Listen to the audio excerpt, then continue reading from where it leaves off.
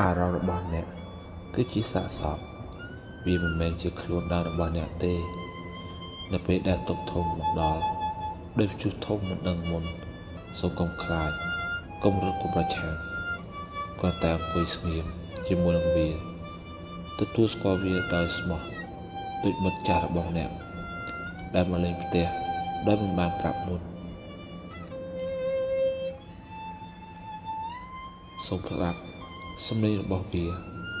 ដោយគ្មានការវិនិច្ឆ័យទុកព្រួយរបស់អ្នកមានហេតុផលផ្ទាល់ខ្លួនកុំបង្ខំឲ្យវាចេញកុំបណ្តើរវានៅគ្រាន់តែឲ្យវាមានវត្តមានដោយមិនភ័យខ្លាចនៅក្នុងភាពស្ងៀមស្ងាត់ភាពតានតឹងនិងរលាយដោយពន្លឺព្រះអាទិត្យនិងរលត់អស់ស្ដង់គុតដល់ខ្លួនឯង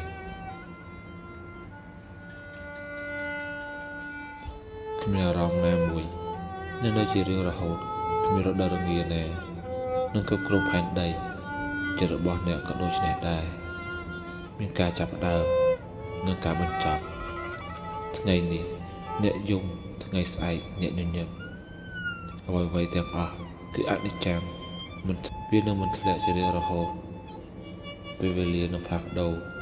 ទឹកភ្លៀងឈប់ធ្លាក់លើមេឃក៏ភ្លឺបក់ស្រឡះអារម្មណ៍របស់អ្នកក៏ដូចនេះដែរនឹងមិននៅតែម្ដងពេលវេលាជាថ្នាំពិសេស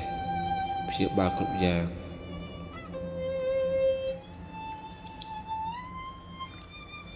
នៅក្នុងភាពងងឹតគឺជាពន្លឺតូចមួយនៅក្នុងដីដ៏រឹងមាំគឺជាឫស្សីតូចមួយនិងសង្ឃឹមមិនមែនងាប់វាគ្រាន់តែជាសង្ងំរងចាំពេលវេលារបស់វាដើម្បីដោះសូមកុំបោះបង់ចោល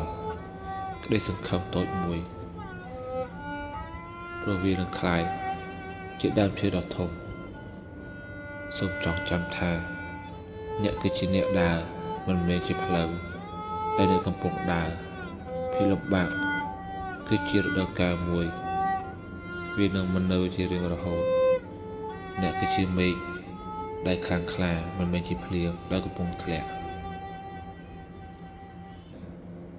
ការយល់ដឹងនិងការពិតនៃសង្ឃឹមដល់ទស្សនិកជន